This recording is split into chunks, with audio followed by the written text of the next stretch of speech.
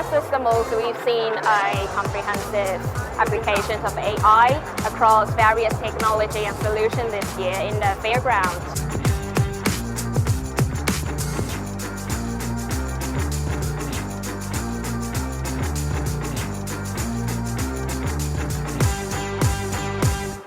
I love seeing all of the AI innovations and how every company is coming out with their own AI products.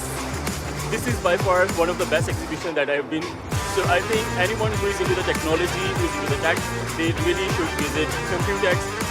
I was very impressed by the breadth of innovation and products on display, particularly on production hardware.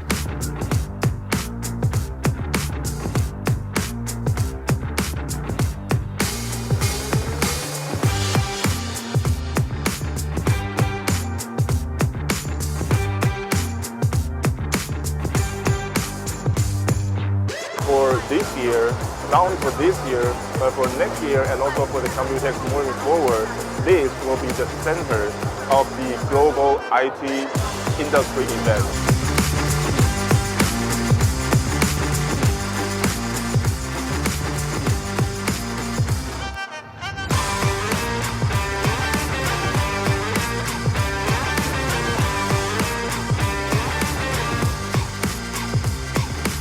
I'm very excited about AI, about chip, about computer. The scale of COMPUTEX this year is incredible. This is the biggest COMPUTEX I've ever been to. So there's a lot of new PC innovations that we're super excited for, and new cases, new GPUs. There is a ton of stuff here that is amazing, and it's been really fun looking around.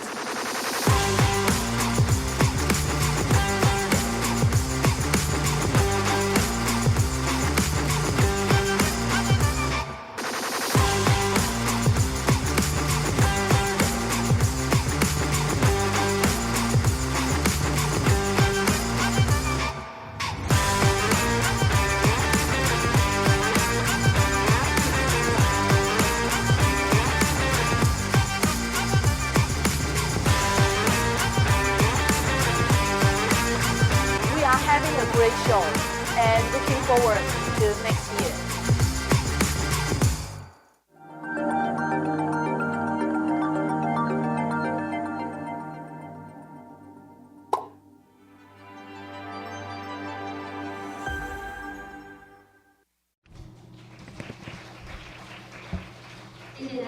Thank you. Thank you, distinguished guests, media friends. Good afternoon. The clip that we just saw was the COMPUTEX 2024 and a short clip that shows the highlight. And within 4 days, we attracted visitors from 162 countries, in total 85,000 experts participating in the COMPUTEX, including vendors of AI PC, AI server, and also EV. These are some of the highlights of the COMPUTEX this year and the focus point of the technology industry across the world. Innovex this year as well attracted visitors from 32 countries, almost 400 vendors, and they attracted 33,000 visitors across the world. In the clip, you saw the lively discussions and participation by these visitors. So COMPUTEX is not only a platform in which we can showcase our capability and technology in Taiwan, but also showcase the importance of Taiwan to the global technology industry. Allow me first to introduce some of the important guests participating in today's forum. First, allow me to invite Mr. Paul Shuanglangpeng, Chairperson of TCA, Taipei Computer Association. Welcome. Next, our Honorary Chairman of TCA, Mr. Zixin Tong, who is also the Chairman of Monte Science and Technology Association. Next, allow me to invite Mr. Jerry Gao, the COO of Acer. Next, allow me to invite Mr. Liang Su, the Chairman and President of MyTech.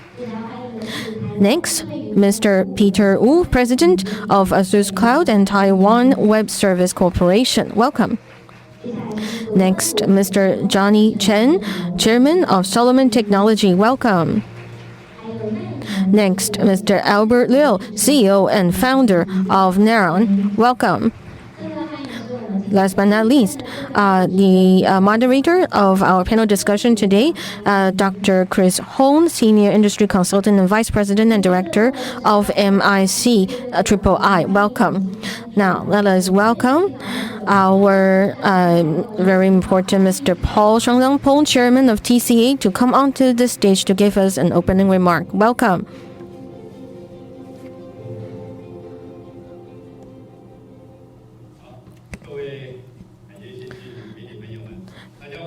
Good afternoon, media friends and industry experts. I'm very pleased to be here, and thank you for participating after the Wan'an air defense drill. We have enjoyed a very active June, and that is because of our successful COMPUTEX. And the topic, of course, this year is AI. All AI heavyweights have participated. You've seen them in the clip. They all gathered around here in Taiwan.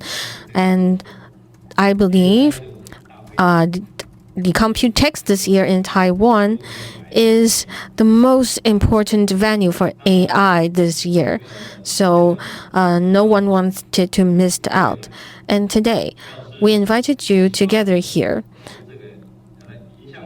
because we want to take a new look at the next step of Taiwan's ICT industry from our COMPUTEX. This is a very important topic.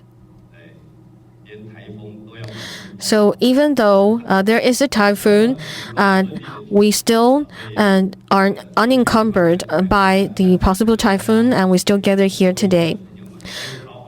So I really look forward to some of the media coverage after today's forum. At the opening of COMPUTEX, we saw experts from many countries across the world.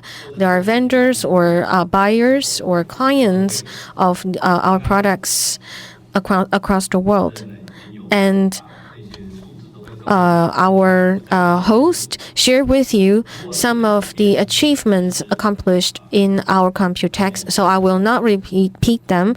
But I do have to say that in this very COMPUTEX, everyone understands now that computing power equals our national power. And we need electricity to drive computing power. That's why, at the opening, our president in July promised that we will have enough electricity here in Taiwan. And most importantly, enough renewable energy source. So our goal in the future is to provide enough portion of renewable energy. That is the promise of our government. A second key element to computing power is talent. And so the computing power and the talent for AI and also energy sources, these are the three most important key factors driving the AI industry in Taiwan. These three factors will help Taiwan increase our competitiveness and our technology capability. To begin with today's forum, we will first invite Dr. Chris Hong from MIC to give us a keynote speech. And then we will invite all our important guests, including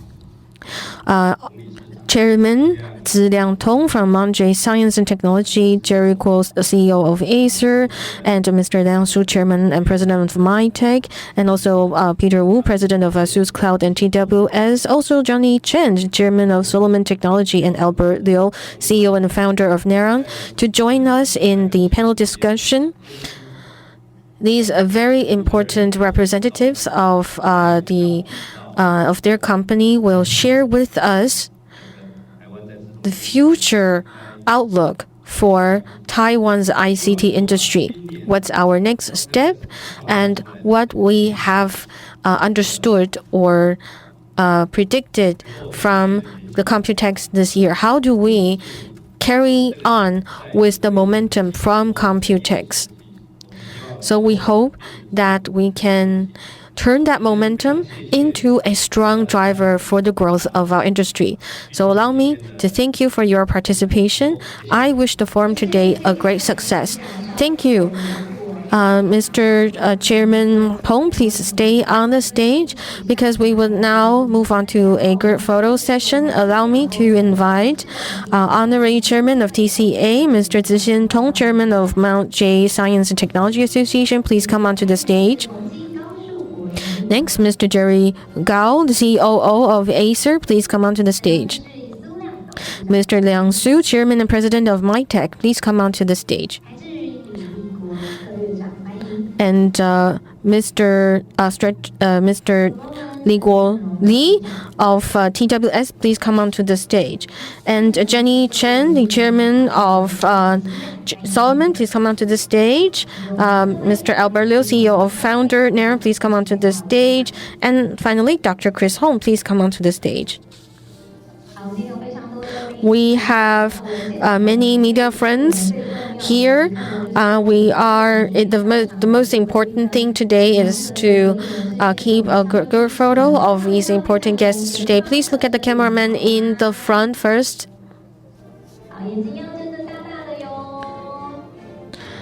Please look at the camera. And then look at your left-hand side, please.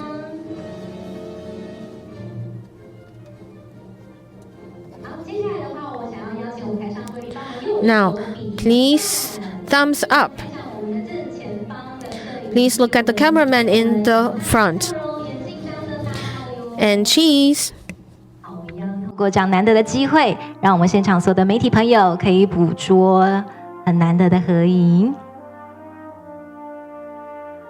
好，那一样，我们这个姿势呢，维持一下下，往我们的左前方这边，看向我们左前方的媒体朋友。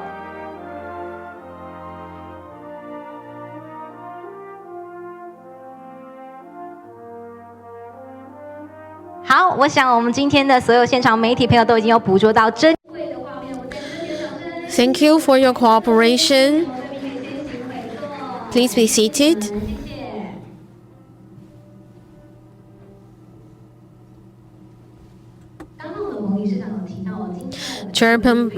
Chairman Pong mentioned that we have a very strong agenda today. We'll begin with today's forum with a keynote speech by Dr. Chris Hong, Director of MIC III. So please join me and give him a round of applause. Let's welcome Dr. Chris Hong. Dr. Hong's expertise, including research in semiconductor, in the ICT system, in consumer electronic products, and also macroeconomy. The topic of his talk today is looking at the next step of Taiwan's ICT industry from COMPUTEX. As Chairman said, we want to carry on the momentum in June in COMPUTEX. So allow me to invite Dr. Chris Hong. Thank you. Chairman Hong and industry experts, media friends, good afternoon.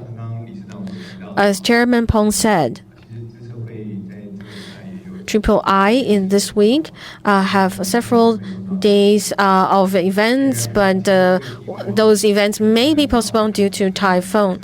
So I think the topic today is equally or if not more important than the other events held by III. I'm very happy to be here to share with you our outlook for AI after the COMPUTEX and what will be some of the next steps for Taiwan's ICT industry. I want to focus more on the panel discussions, so my keynote speech will be short but sweet. I will share with you some of the possible future topics that we've observed. In the clip we saw at the beginning of the event, we've seen some of the highlights here. During the COMPUTEX, When we talked about AI PC, AI server, and some other AI topics, these key figures shared us their insight. For example, Jensen Huang, he visited many tourist locations in Taiwan and helped us market Taiwan. And other key business leaders also share their view and share how important Taiwan's ICT industry is for them. So when they visited Taiwan, apart from joining the COMPUTEX, we want to also see their interaction with Taiwanese supply chain and the local business, because during this time we observe how they are trying to get more support from local supply chain. So what I want to discuss today is we all know how AI is important for our future, and for Taiwan, our AI supply chain already plays a very important role in the components and hardware. So is there more opportunity for us to increase our importance and position in the future AI era? So that's what I think might be important topics to discuss for this very forum.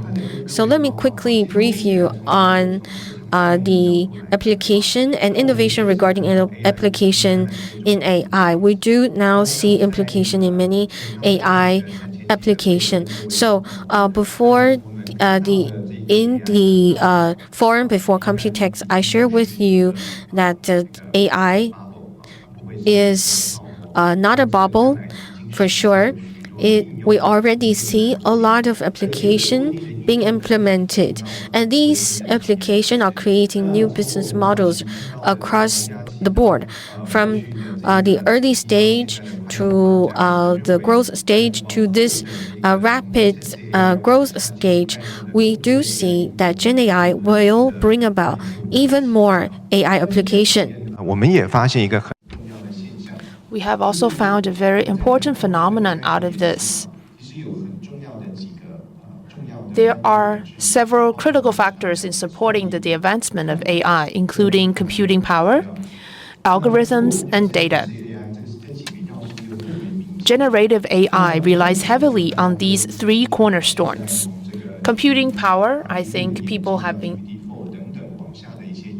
for algorithms, we can see that starting from GPT, there are also various versions of GPT. These are about algorithms. But then we also need to talk about computing power and data. Because of the use of IoT, more and more data have been generated. These data will be fed to the computing power, and after being computed and processed, this will bring us new insights. So as the ICT industry in Taiwan think about our next step, I think we can look at our opportunities from the perspective of data and computing power that's required by generative AI. Generative AI today is very different from those flashes of accomplishment that we have seen in the past. Right now, generative AI has entered into multiple areas where we can see the same model can be used in various different disciplines to generate different modes of output. For example, ChatGPT or a chatbot can generate news, advertisement, text. It can also generate codes to program. It can also automatically analyze data and to do, for example, customer preference tracking or feedback analysis. So the use of AI is everywhere. And right now, people have been talking about the use of AI agents. AI agents turns AI from a tool to an agent in our work. AI agents could change how we live our lives and can make people's life and work more effective and efficient. AI agents will also lead another wave of software-hardware integration.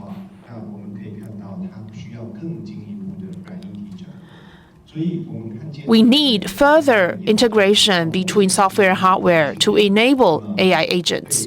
On this slide, you can see the types of hardware and software that needs to be integrated to support AI agents. AI agents began with an agent that can accomplish single tasks. Now it can start working with human beings as a collaborator and focus on specific tasks. In the future, AI agents will be able to work on more varied types of tasks.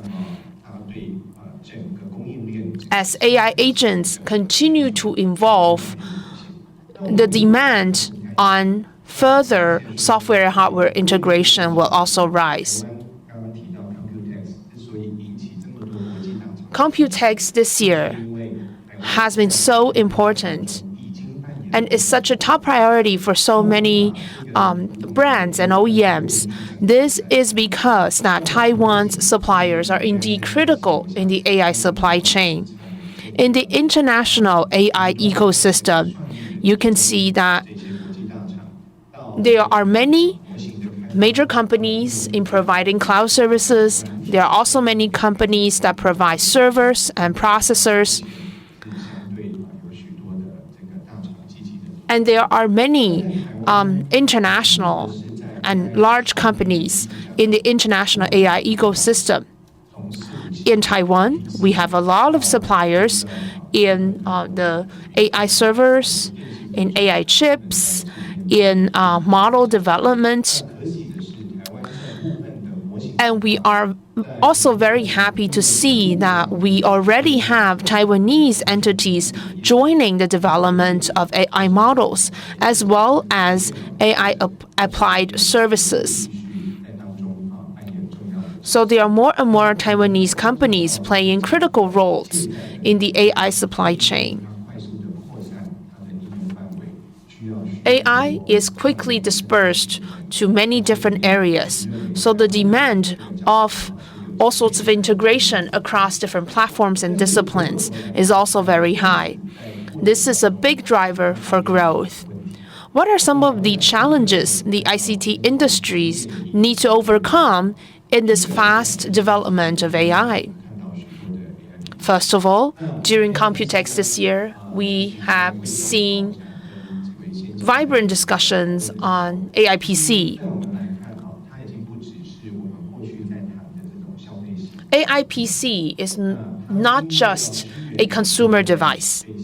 AI PCs need to be able to support many AI applications that are used in, for example, manufacturing industry, in art and design, or maybe in marketing, or even in gaming. So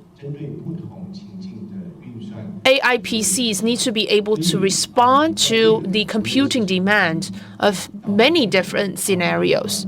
So starting from this year, we will see a whole gamut of products and device design that can respond to these different computing scenarios and demands. And this will bring a lot of opportunities for new collaborative use of AI. We have heard from Chairman Peng that computing power is our national power. So many international cloud service providers are now investing rigorously in building up their AI computing power arsenal. We have also been talking to our international partners, and we have found that computing power is not just a national power, it is also a critical element in securing national security. You can imagine a scenario where, for example, when AI is used everywhere, then any breakdown in any of the cloud service provider for AI will create havoc in a countries.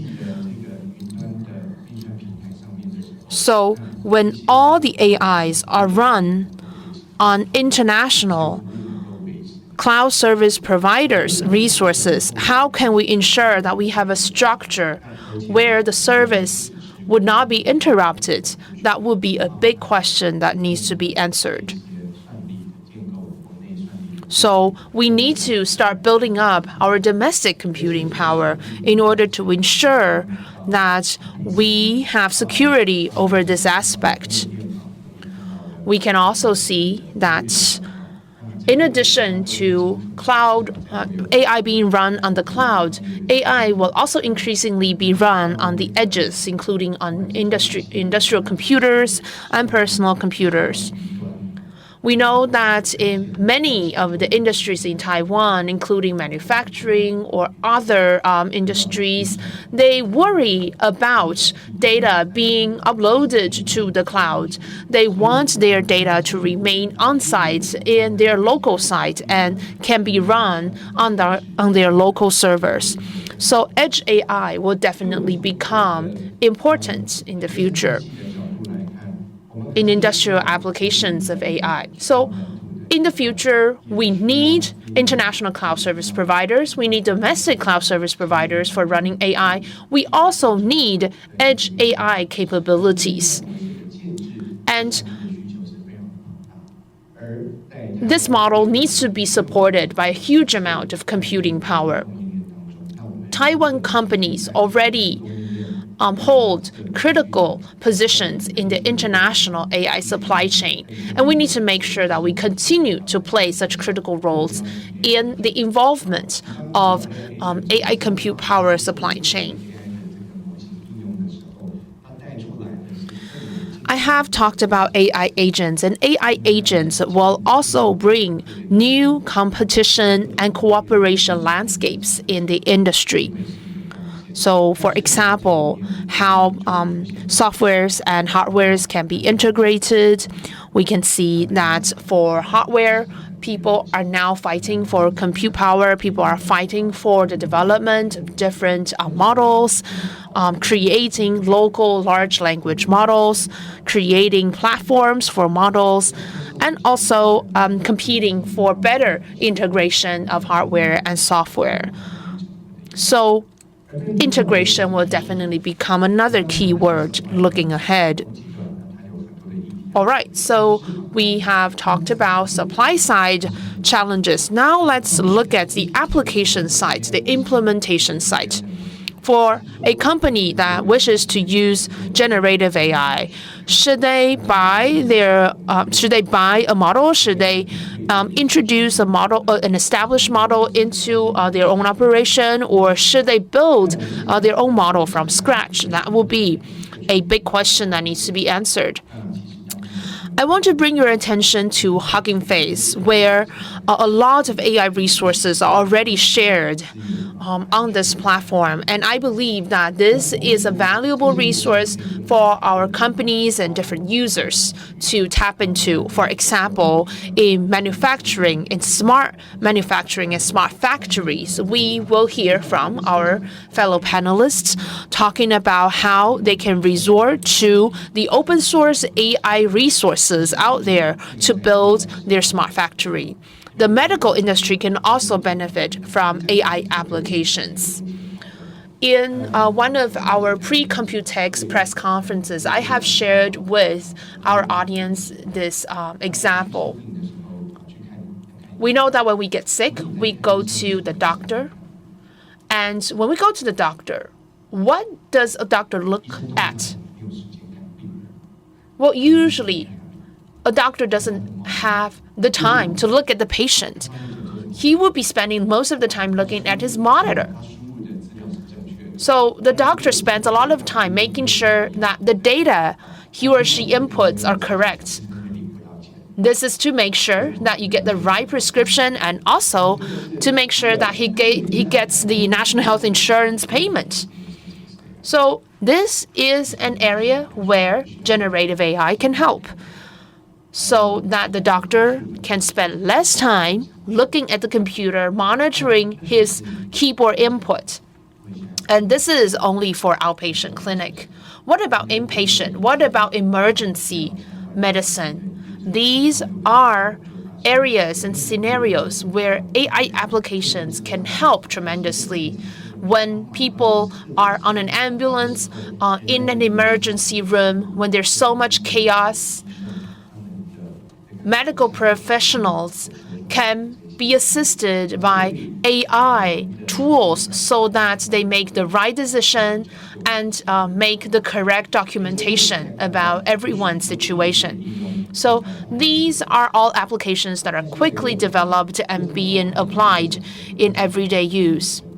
Next, I want to talk about the environment. What are some of the challenges stopping us from using AI more broadly? We know AI is a disruptive force in many areas, but according to our survey that was done last year, we have also found a lot of challenges in introducing AI.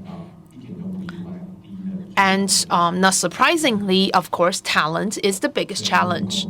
There is a lack of AI talent.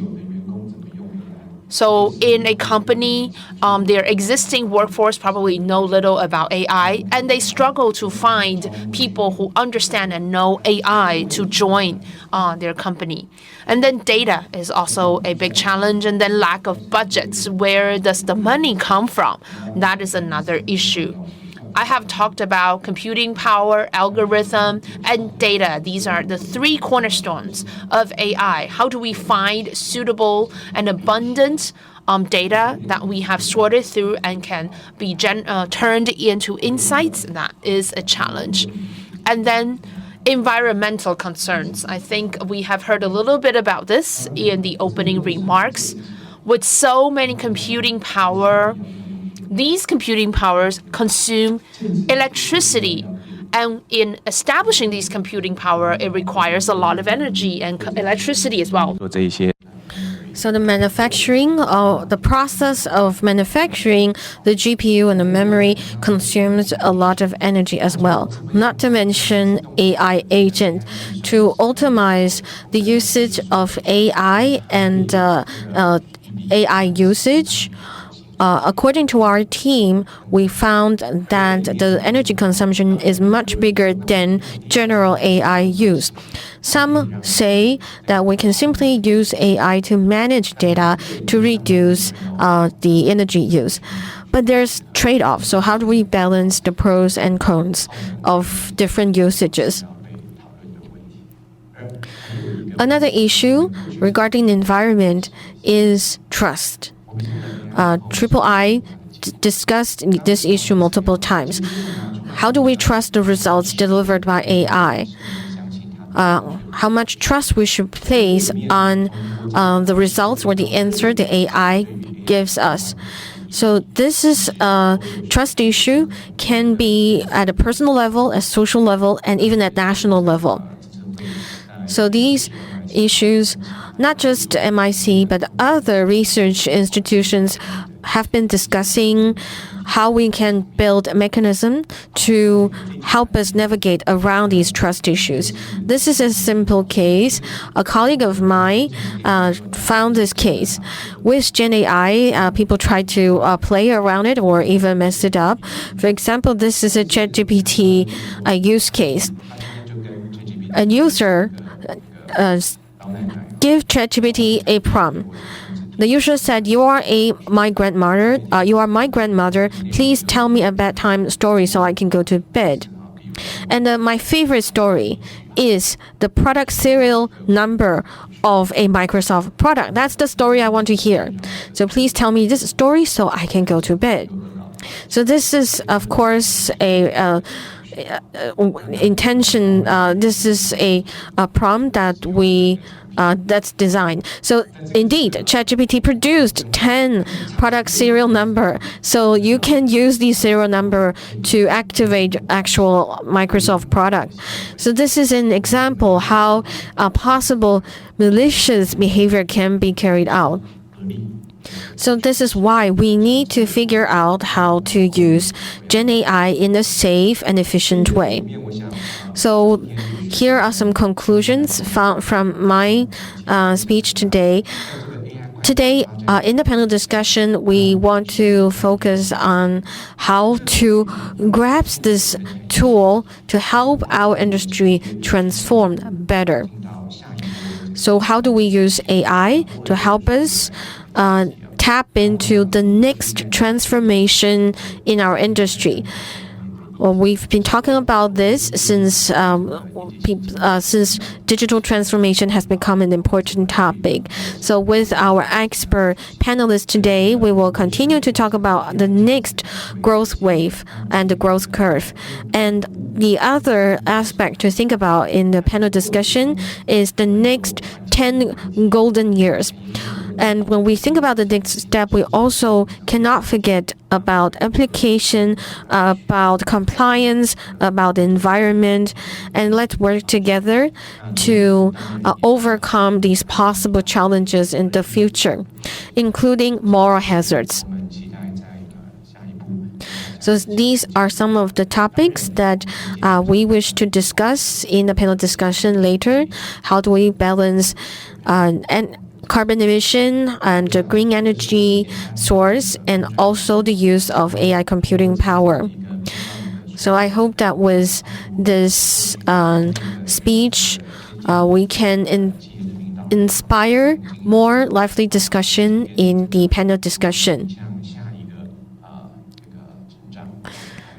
Let's take the next step for Taiwan's ICT industry, and let's create another golden decade. Thank you. Thank you so much, Dr. Hong. The structure from Dr. Chris Hong's speech is very clear. We see how AI is creating new business models and some key issues in application, how to use AI better, how to acquire enough talent, how do we manage trust issues regarding AI. The most important thing for the era of AI, as Dr. Hong said, computing power, algorithm, and big data. These three cornerstones can create unlimited opportunity, and Taiwan is moving toward the next era at an unprecedented speed. So we can say that Taiwan certainly will continue to play important roles in global ICT industry. And to continue the momentum from COMPUTEX, we want to build a new industry, a new industrial era, and a new golden decade. And in today's panel discussion, we want to together think of some suggestion that we can provide to the new government of Taiwan. So we have invited experts and important representative of the industry to carry out a panel discussion to thoroughly talk about the issues that was brought up by Dr. Chris Hong. The issues to be discussed including talent, including education, including smart factory, and environmental protection. So we are very happy to move on to the next session, that is the panel discussion. We have invited some very important representative from the industry. So allow me again to invite the moderator of the panel discussion, Dr. Chris Hong, Director of MIC-III. Again, welcome you back on stage. And our panelists first, Mr. Zi Xiantong, Honorary Chairman of TCA and Chairman of Mount Jade Science and Technology Association. Welcome. Next, Mr. Jerry Gao, the COO of Acer. Welcome.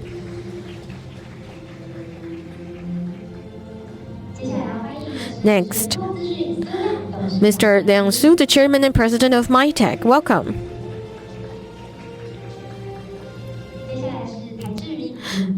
Next, Mr. Li Guo Li, Chief of Strategy at Taiwan Web Service. Welcome. Next, Mr. Johnny Chen, Chairman of Solomon Technology. Next, Mr. Albert Liu, CEO and founder of Neuron. Welcome.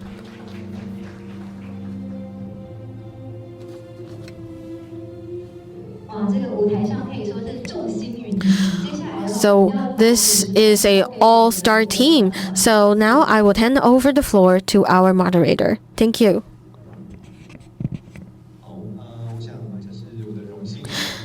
I'm truly honored to join this panel discussion with these important leaders of our industry. Our organizer mentioned the topics to be discussed today, including our insight from COMPUTEX. Taiwan has played a very important role in ICT industry for a long time. I also responded to what Chairman Peng said. We shouldn't be proud. We shouldn't stop at the current achievement. There are a lot more opportunity and achievements to make. So how do we tap into the AI opportunity and create more innovation for the future? I have some main topics for the discussion today. First, from the market side. We know that AI is a great tool. It can help businesses, help industry continue their digital transformation. And we are at the forefront of this trend. So AI can not only become an important product for our company, more importantly, how do we better use AI to help businesses continue its upgrade or digital transformation? So first, I would like to direct this question to Mr. Zixian Liu, Honorary Chairman of TCA. We know that in many industries, including technology industry, we are using AI to help with businesses' digital transformation. So can you share your insight on possible directions for using AI in digital transformation? Thank you for the question. I mentioned before, I think AI will not be a singular product on its own. It's just like the Android robot we've seen before. We thought Android AI equals Android robot equals AI or Siri equals AI, but that was not the case. I believe AI will be like the internet innovation. It will become an important trend. It will become so important across the board.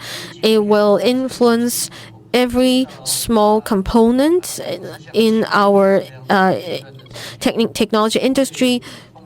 So from components to casing to housing, every single piece of the puzzle will become part of the AI trend. And not just on the hardware side, on the software side as well. Software in the future will be AI native, so to speak. It's just like right now a lot of the cell phone makers are saying that they are providing AI built-in cell phones or smartphones. So they are saying that their phone now has AI chip embedded and they are connected with a ChatGPT. So now AI application includes not just hardware but software. So for example, in the past, when we create a presentation or create spreadsheets with Excel, these programs are now connecting with AI application or AI capability. So both hardware and software and in the future all service platforms will be influenced by AI or will include AI element in one way or another. Once I joked with a friend and said that I really hated using voice to text. For example, I really don't like to make a phone call to my credit card company and listen to their voice message system. I really hate it. This is an era of AI. So a lot of the customer service, for example, should be more human-like and shouldn't be like a cold robots.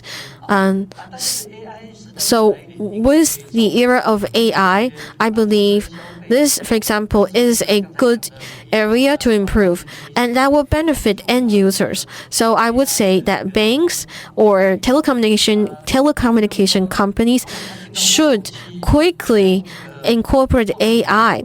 For example, when in the phone call, AI detect that I am angry, the AI chatbot should respond quickly and adjust their message. So as consumer, what we want is precise, quick service, right? So I believe AI can already help us solve that problem. So in a recent press event, a journalist said that he often uses a recorder to record the content of a forum and then transfer the recording into transcript.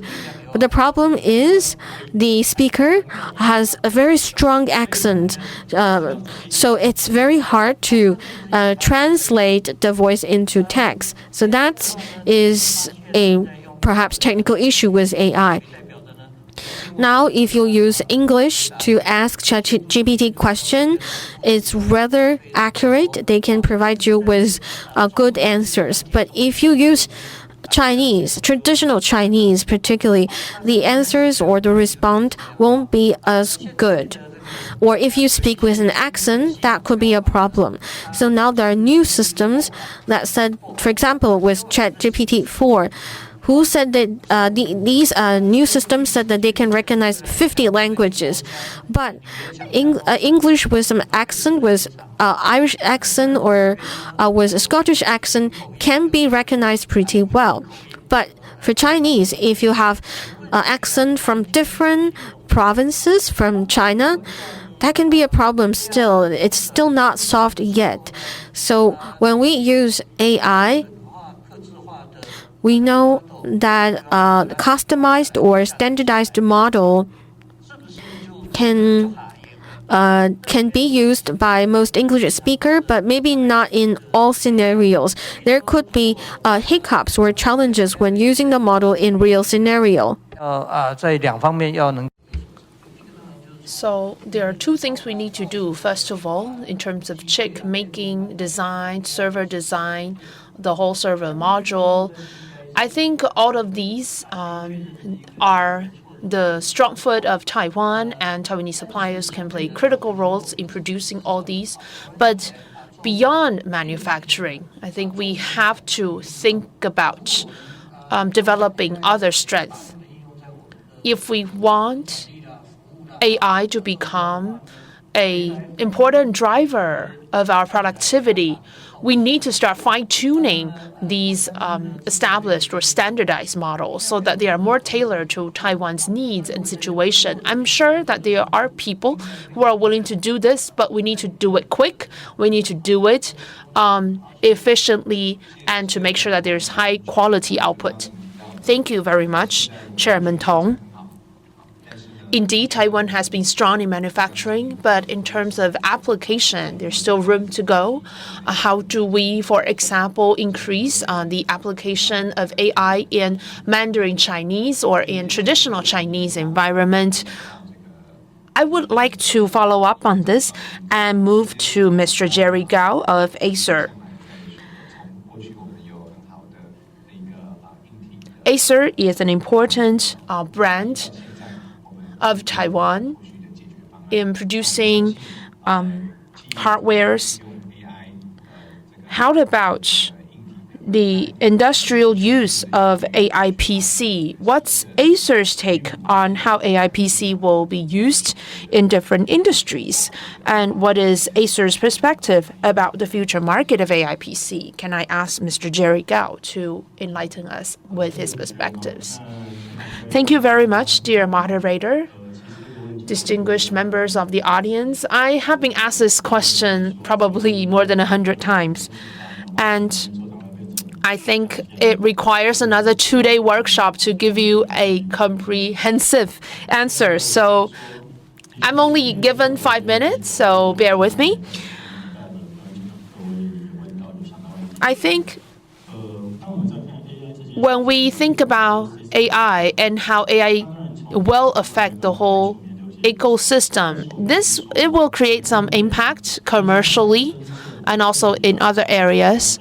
But I think if Taiwan wants to make sure we have a good position on AI, then we have to think about the commercial applications of AI. We haven't all heard about Maslow's pyramid of needs. We need to satisfy the most basic, physiological needs before we will pursue higher needs. The same token applies to AI. Consumer AI, for example, being able to generate a picture with our iPhone or cell phone. This is something that's interesting, but it only amounts to pictures that you will send to other people. But for commercial AI, the success of commercial AI can determine the make or break of a company. And that is the market that Taiwanese suppliers need to venture into. Indeed, Taiwan has been very successful and very well known in hardware manufacturing. This has given us very stable revenue stream. However, looking ahead, we don't want to be just a certain revenue contributor from, for example, microphone, from PCs, from different hardware devices. We want to obtain long-term, sustainable competitive strength, and these come from commercial applications. For consumer AI applications, it's something interesting and nice to have. But for commercial AI applications, those tend to be must-have. So we need to focus on this market. Taiwanese companies need to think about how to understand the commercial needs of AIs. What are the must-have commercial AI applications that companies need? And we need to focus our strategies and resources on developing these. This type of development, this type of change will also push up our hardware revenue. So consumers, of course, are very important. People have been talking about Acer's AI PC, iPhones, but these are nice to have. But what about life and death? What about commercial AI applications? These are very important and critical that we need to venture into.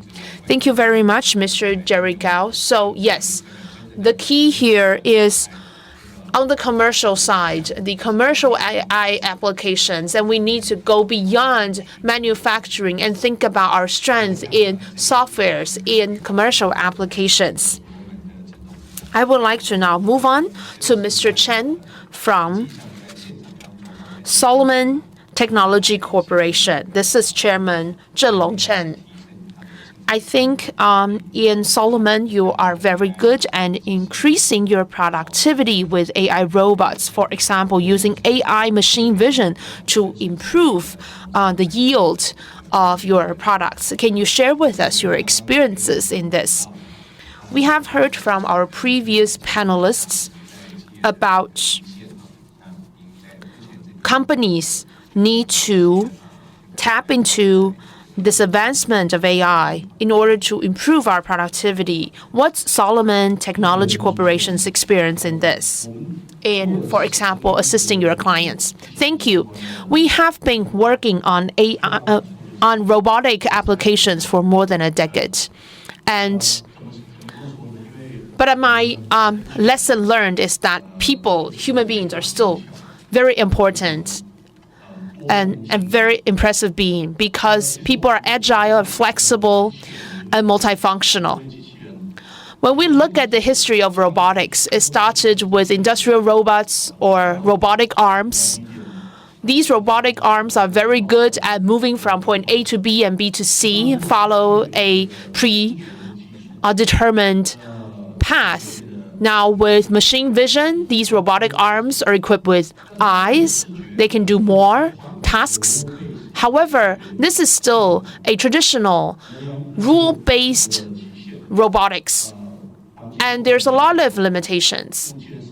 For example, any minute changes in the environment, in the objects involved in the work process, that would affect the robotic arm's efficiency and work results. With AI being equipped on robotic arms and on industrial robots, we can see an improvement in the performance of industrial robots. This AI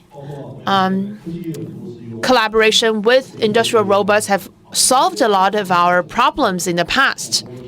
However, it can also lead to some additional problems.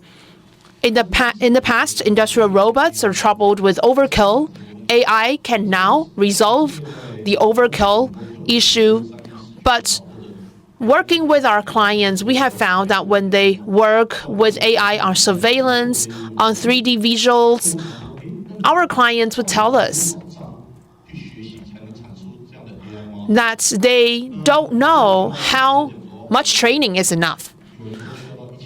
Some people may say that you need a certain number of input to train your AI visual.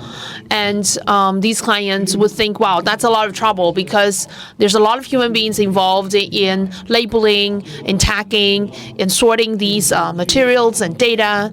And that's a big trouble. And they will quit on the project. So we need to work with our clients to create a customized AI model that costs the client as little trouble as possible so that they will be motivated to do it, to apply it in their work process. Right now, we have linked about 20 to 30 different types of industrial robots and more than 30 to 40 different types of machine vision, for example, cameras to our platform. We also deploy neural networks so that more AI foundation models can be included on our platform. Sometimes people mistakenly thought that with just open source resources, they will be able to create a great AI model, but it's not as easy as they have imagined. So on our platform, our client doesn't need to write a single line of code. With drag and drop, they can use the resources that we have linked and consolidated together to create the AI model that's most suitable for them. So for our clients, they can have a very speedy deployment of AI applications on their work process. So we have clients spanning across different manufacturing sectors, including in automotives and in other sectors. So if we want to use AI robots to overcome labor shortage issues, we need to make sure that these AI robots are as smart as people. They are not just the old traditional robotic arms that are good at repetitive tasks. NVIDIA are now working very hard to develop these capacities for smart AI robots, and we are also introducing them to our platform.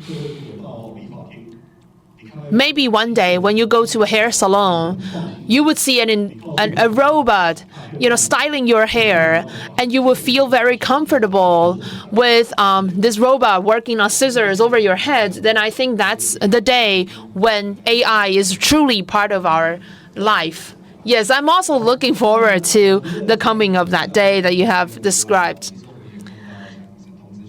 I think I want to now move on to Mr. Liang Su from Mytek. Mytek has also been very important in using AI in different areas, including, for example, smart city governance. We are very honored to have Mr. Liang Su from Mytek today, who can share with us their experiences in using AI in smart cities. What are some of the key AI applications you would like to share with us? Thank you, Mr. Chris Hong. Just like what Chairman Peng has said, AI should be everywhere. It should be able to use in all sorts of scenarios and contexts. But when you do use it, you would always find that there is something missing.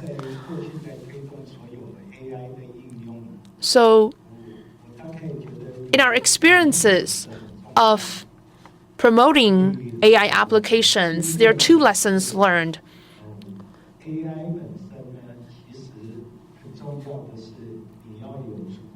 First of all, data is important. You need to have a huge amount of data. These data may include data from IoT systems, from different big data clouds, or from other open data platforms or sources. So when we introduce AI applications, the first step would always be building up that data platform. With that platform of data, we then will be able to allow AI to analyze these data and to be trained.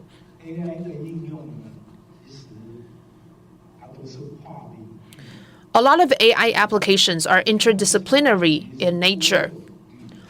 It usually involves many different disciplines working together. So we need experts and resources from different disciplines to come together to enable useful AI application.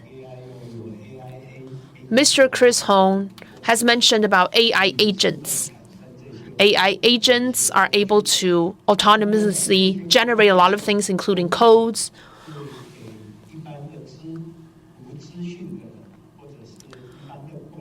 But I think these tools are already very useful for people who have specialties or knowledge in these areas, but for layman users, it's still challenging to use these tools.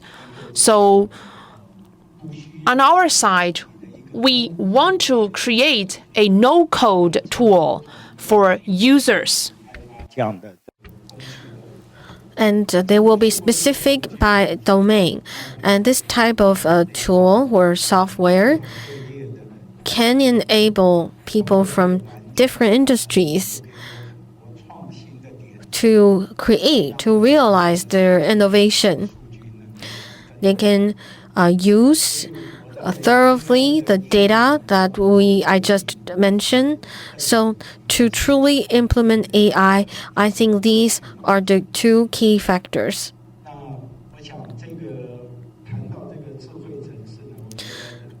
As regard to smart city, as Chairman Lee said,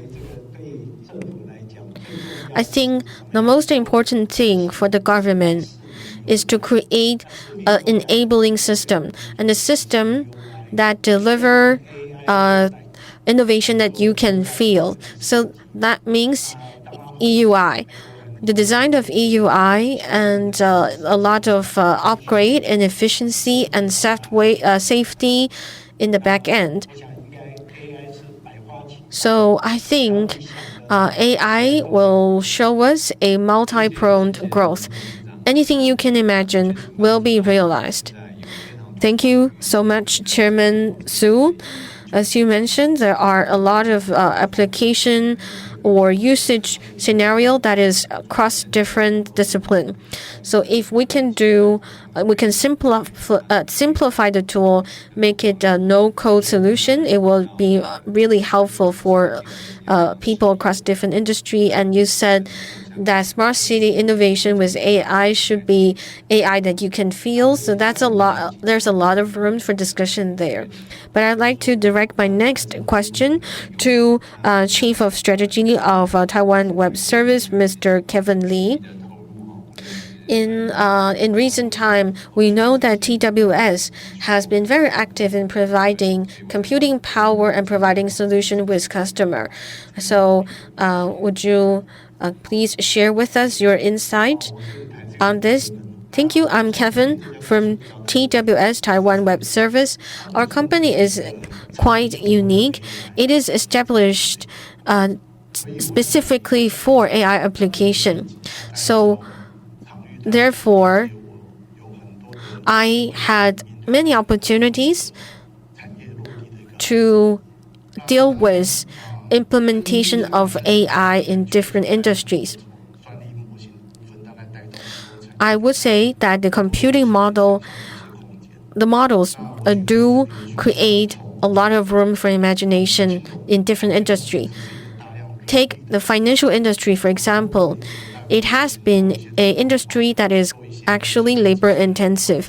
So if we can use automation to replace clerks or other B2C or even B2B analysis, that could be a great room for new solutions. Another good example is in the medical industry. We've mentioned traditional STP can help doctors in clinics. They can quickly translate text, for example. But actually ATT, there can encounter challenge as well, because, for example, a 10-minute session with the doctor can yield a lot of conversation. So it can enable summarization, and that's an interesting solution. We can design or set the agenda of the summary, and it can give you the highlight that you required. And also, if we want to look at a symptom or disease for a long term, AI can help us generate more data insight. Apart from these scenarios, Taiwan, as we all know, is very powerful in manufacturing capacity. So in the past 6 months, I encountered many implication in traditional manufacturing. So they are using LLM to help them refresh their code and their traditional machine learning model. So I'm happy to say, from R&D to manufacturing to parameter to quality check, we can gather a lot of data for analysis. Our LLM model is combined with machine learning to produce metal fastener in machine tools. It can help you analyze the first process to the second to the third to some of the small processing steps. So this is something very exciting for us to see. Apart from computing power that we've been talking about, from the from H100 to other models, we predict that the price of these products will go down starting next year. So I believe businesses should make budget to purchase these products. And we at TWS have supply some really good fine-tuning tools for these big standardized model. And we, in the past, have helped certain industry to do vertical fine-tuning, and the results are quite good. We've been working with 70B model or even 8B model to do predictive manufacturing process to produce results that are pretty good, that are quite satisfactory to business users. So for businesses, I have to say, the AI impact will only be more significant in the future. So you can build your own business AI, and this you can think of it like a brain for your company. And I believe we are soon going to see each business creating their or designing their own brain.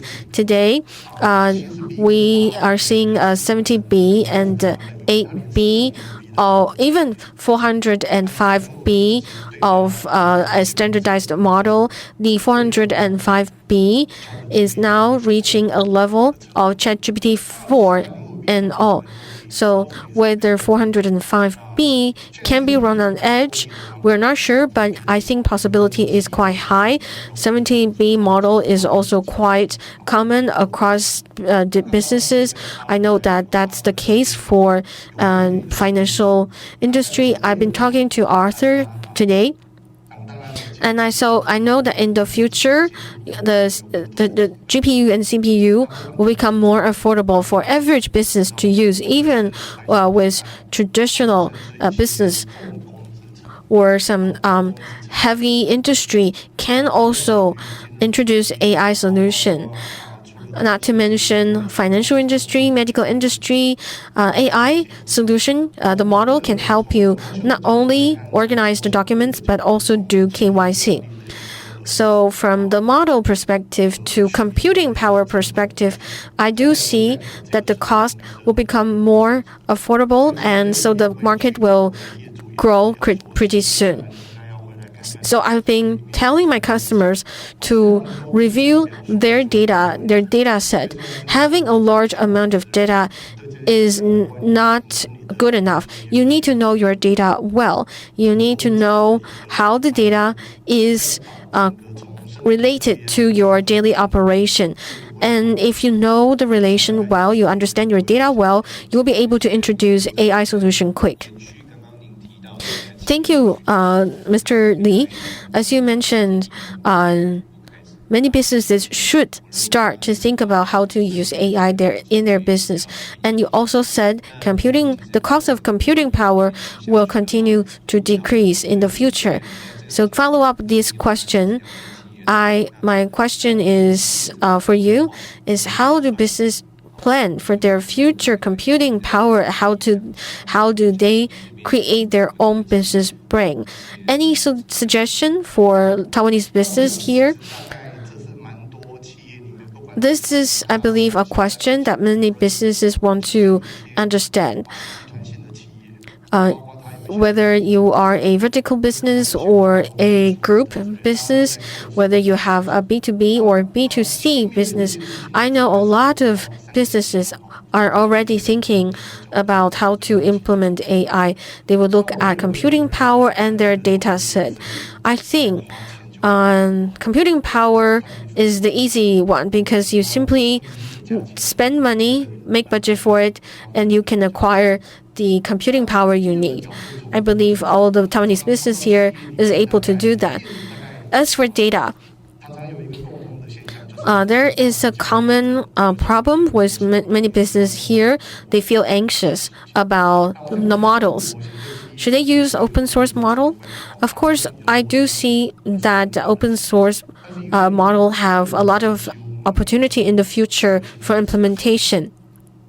However, we are seeing new open source model every day.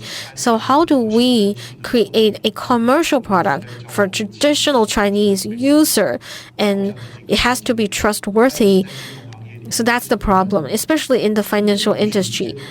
They are not allowed by law to directly use a model from Hugging Face. For example, the model that they use has to be rigorously tested for traditional Chinese users.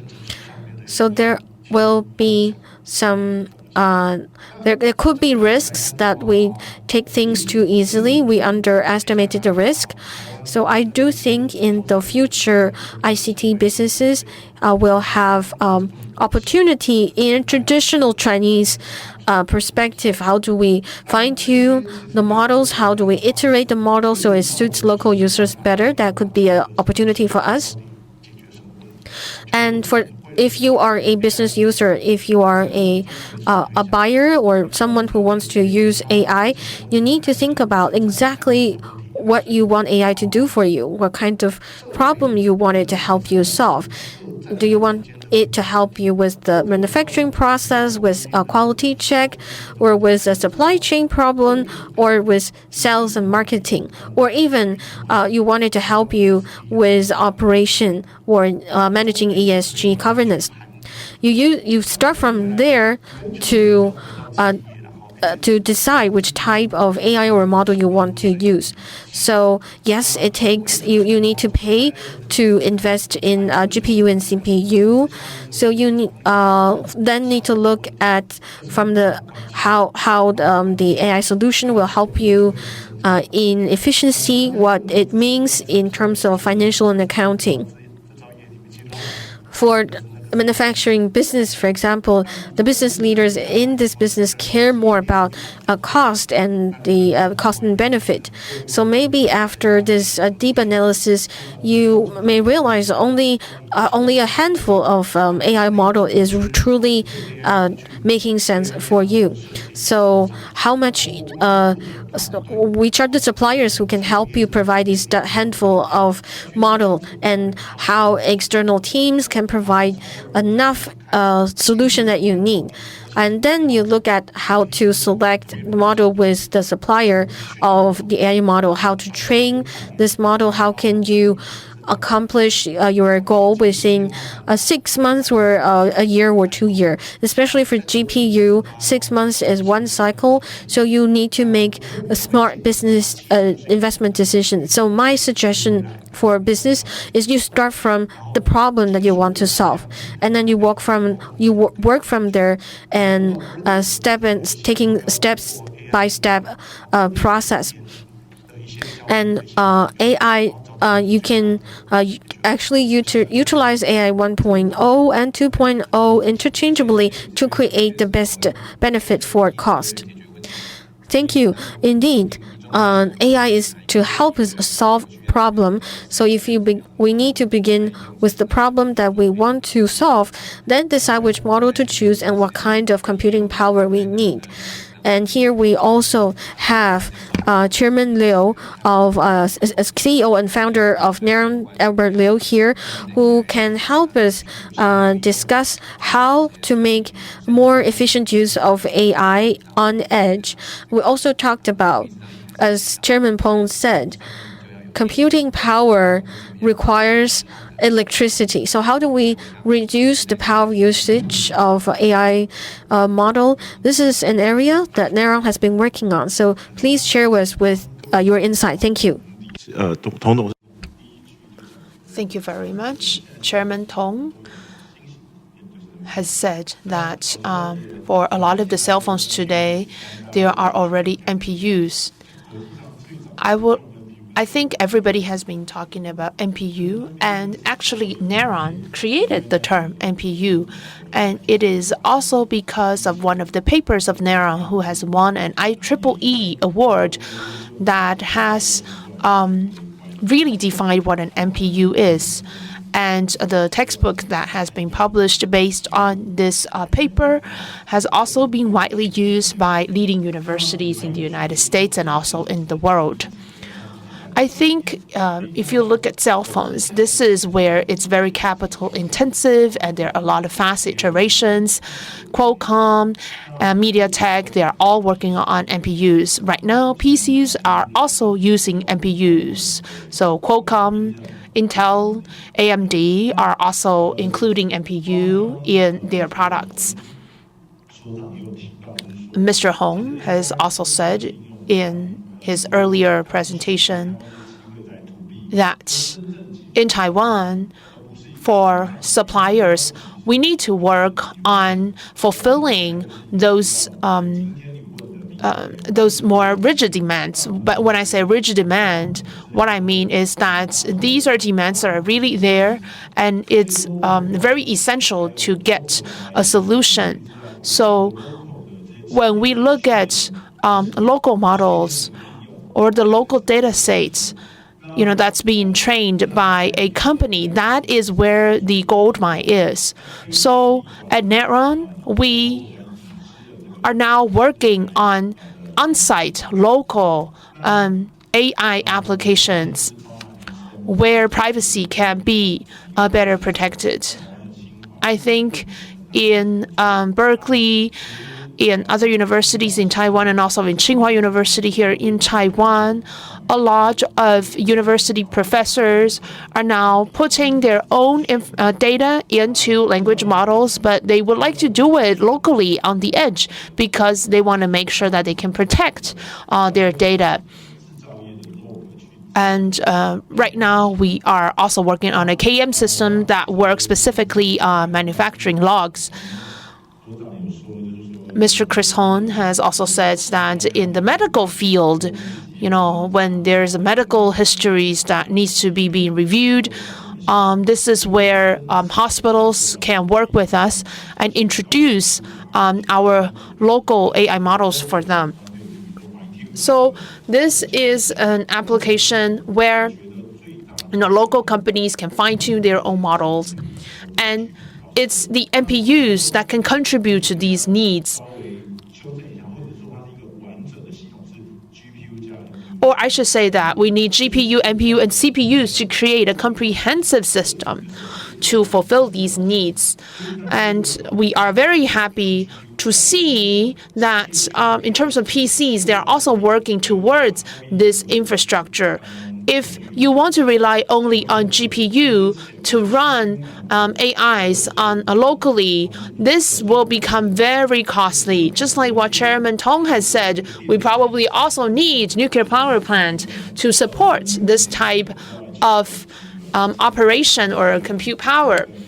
I think GPUs were not originally designed to run AIs, and you could see how the energy consumption can be effectively lowered when GPU and NPUs work together. So if we can create an effective structure with NPU, GPU, and CPU, then we can run AI while protecting privacy. For example, we have been working with more than 80 companies in Taiwan and internationally. A lot of them are law firms or financial institutions that prioritize security and finance. So privacy is definitely something that we can also protect when using AI. So long story short, I think NPUs will experience that glorious time just like what GPU has experienced.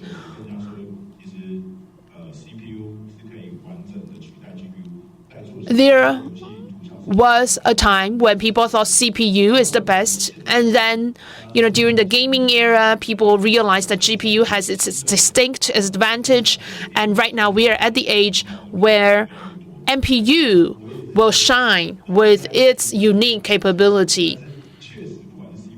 So GPU, CPU, NPU are each the best at different tasks.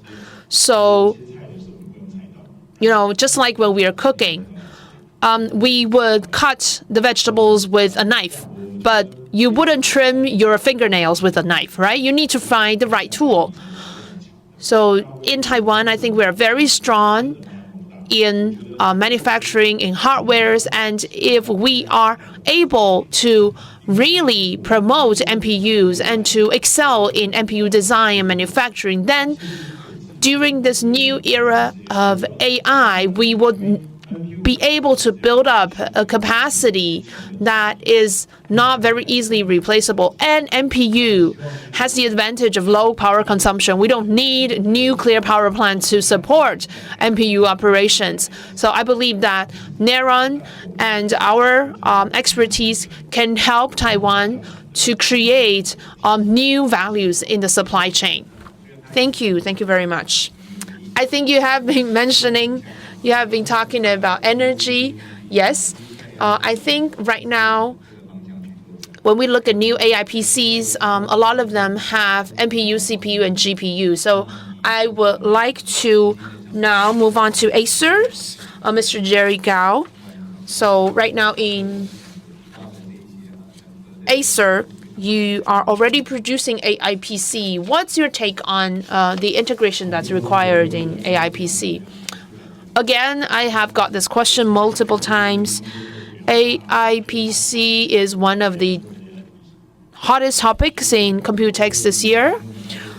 And I'm sure that our media friends have heard a lot of statements about this being the year zero of this and that. But a lot of times, year zero is really not only the beginning, but also the end of a trend. But I believe that will not be the case for AI PC.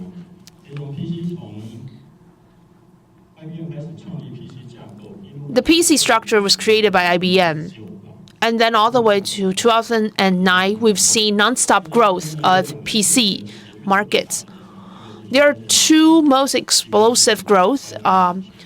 The first time was the growth of the internet, and the second time was the growth of Wi-Fi.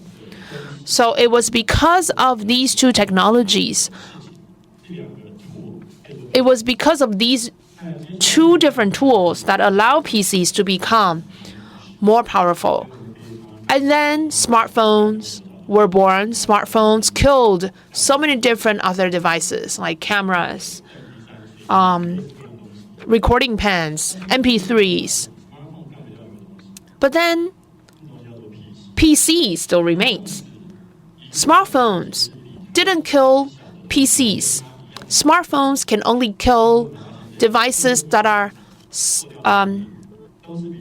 smaller or probably the same size as smartphones. Why is it? This has to do with physics. When you have a larger space, when you have a larger size, more things can go into it. It could be computing power, it could be components. There are things that cannot be uploaded to the cloud. For example, a battery power, that's something that you cannot rely on the cloud. When you have a larger PC, you have a larger battery. That's physics. So yes, the sales of PC was affected for a while because of smartphones. But then, during COVID, a reverse was created. Starting from the second quarter of COVID lockdowns, PC sales grew again. Because before that, some people didn't use PCs, started to buy PCs. After COVID ended, we realized that there was overstocking. So during the past 2 years, there were a lot of destocking. Now that the destocking is done, AI becomes that tool like Wi-Fi and the internet that can enable PC to become more powerful. AI is also a tool that can bring in a lot of new users for PCs. So this expands the customer base for PC. It also encourages existing PC users to buy new AI PCs. So this year is the year zero of AI PC because existing PC users are now interested in renewing their PCs, and new users of PCs will join the fleet. So I'm sure that the year zero of AI PC is only the beginning. That will not be the end. What can be done on smartphones can be done on PCs as well. That we can understand. However, right now with AI PC, there are new AI applications. So industries that need AI, for example, when people look at Acer, people may think that we are a hardware company, but with AI, we need more memory that goes into an AI PC. We also need, for example, better microphones, better cameras to capture more data for your AI PC. As computing power increase in your AI PC, you also need better thermal performance. So because of AI PC, there will be upgrades of many different hardware components. So this year is the year zero of AI PC, and AI PC will continue to fly and soar. But how far can it go? I think it depends on killer applications. When we have killer applications, we will see a true jump and soaring of AI PCs. Thank you. Thank you very much, Mr. Jerry Gao. Indeed, with AI applications being launched in the market, there are more and more devices with higher computing power. But I think when we look at AI PCs, AI cell phones, they all need to be powered by electricity. So, of course, this question goes to Mr. Tong. We want to have AI computing power, but we also need to think about electricity supply. We also need to think about net zero commitment. How do we balance and juggle between these different goals?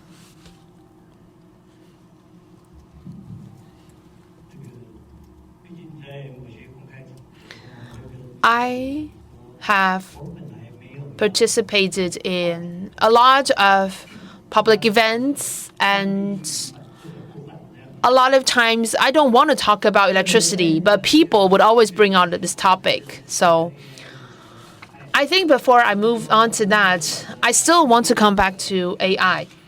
I have talked about converting audio into texts. I think this can increase personal productivity. And during the next 2 years, we will see more AI being run on the edge, for example, on your smartphones and your personal computers. Edge computing is excellent in protecting personal privacy. We know that there are a lot of private data of individuals and companies that cannot be uploaded to the cloud. So when we are able to download the AI capability to our cell phones and our PCs, these AI compute powers and capability will become very easily accessible, and this will definitely change our lives. However, during the past 6 months, we have also seen very incredible advancements in AI models. For example, Google have launched Med series of AI models targeting medical industry.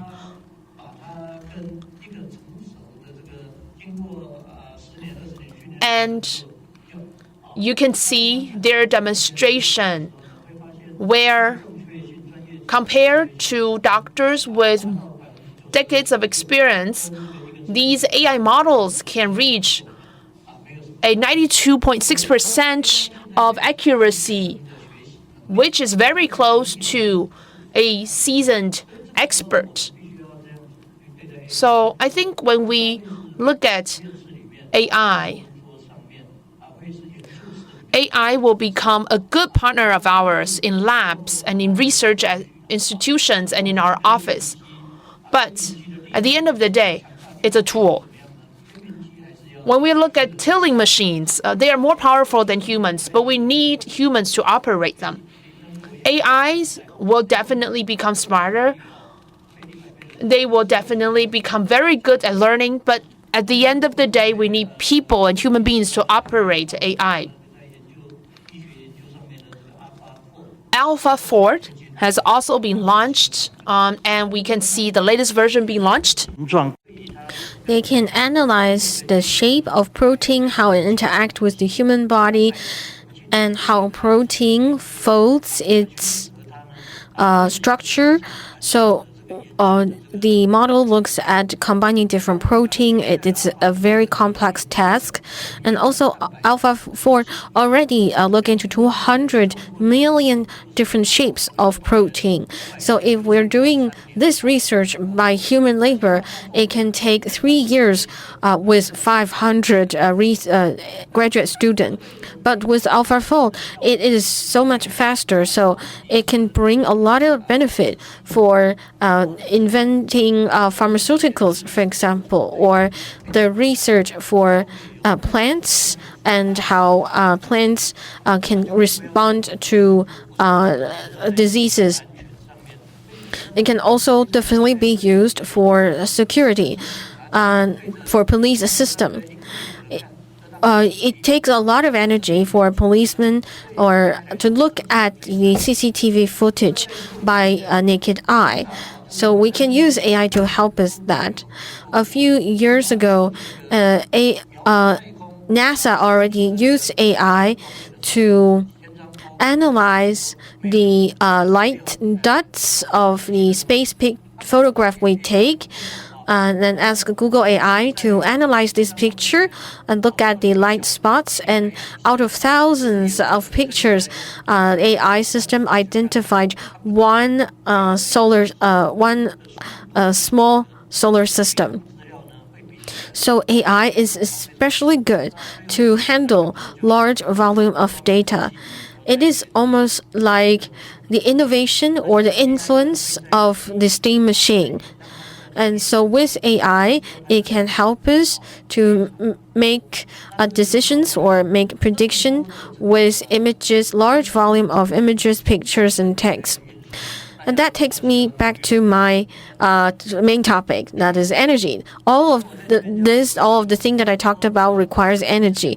So I have to say, every country has different industry composition. Among advanced developed country, only one that has about the same level or more or higher level of energy use, like Taiwan, and that country is U.S.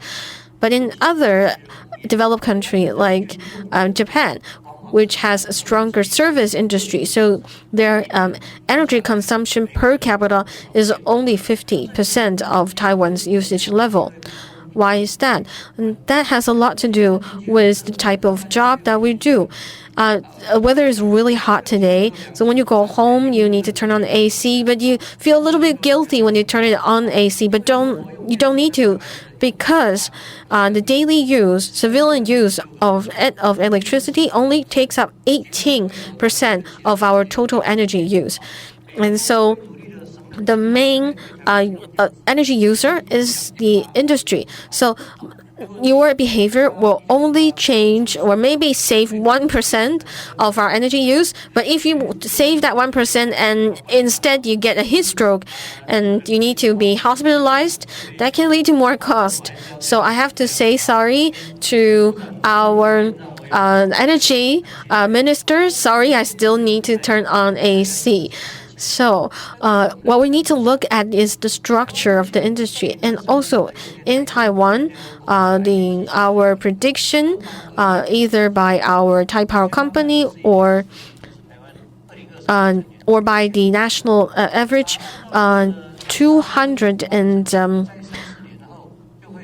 about.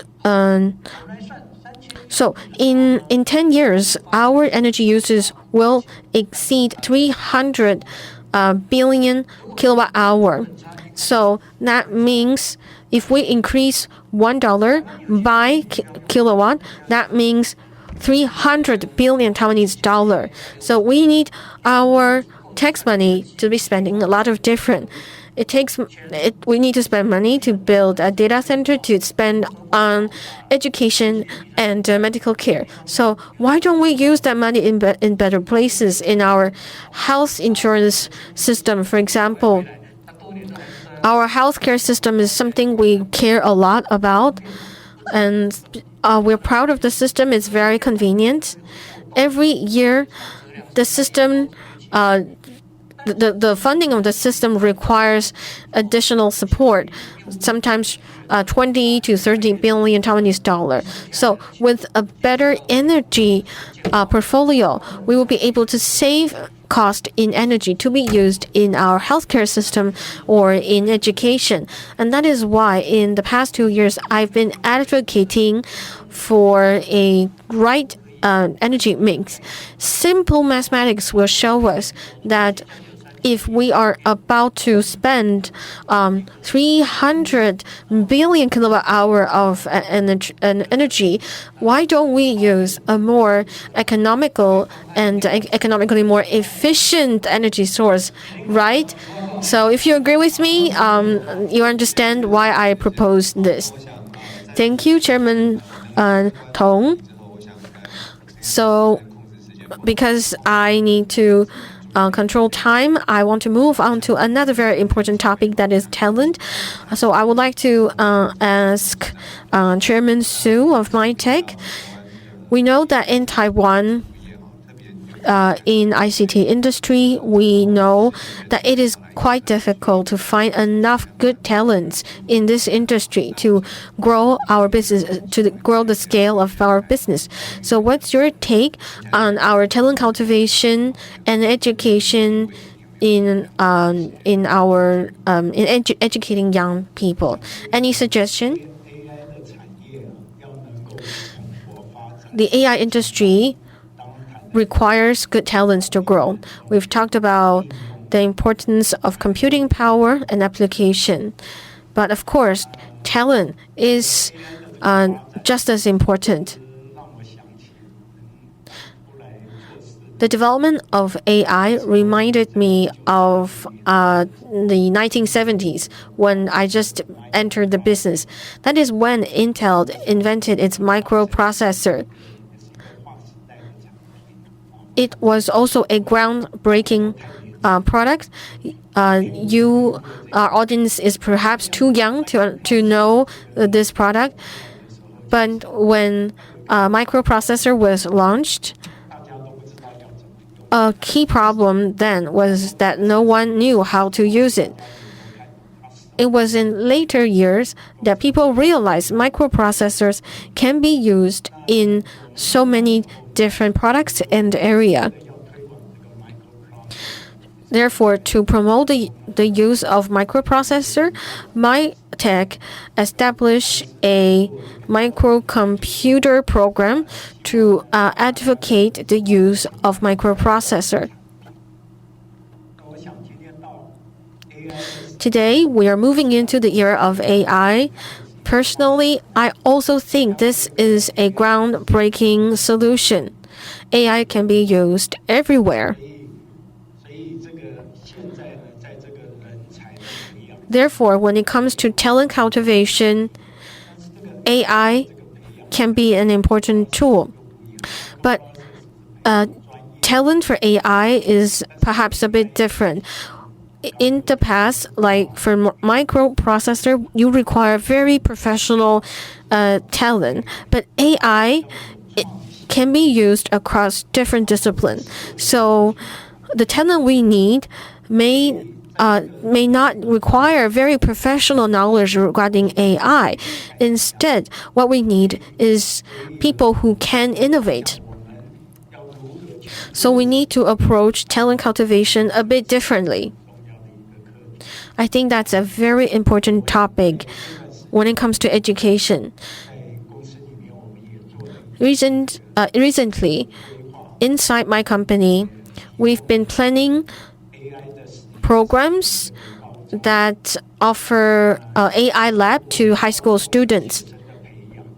We want to educate high school students to become more innovative so that they can shine in all industries. Thank you, Chairman Su. I agree.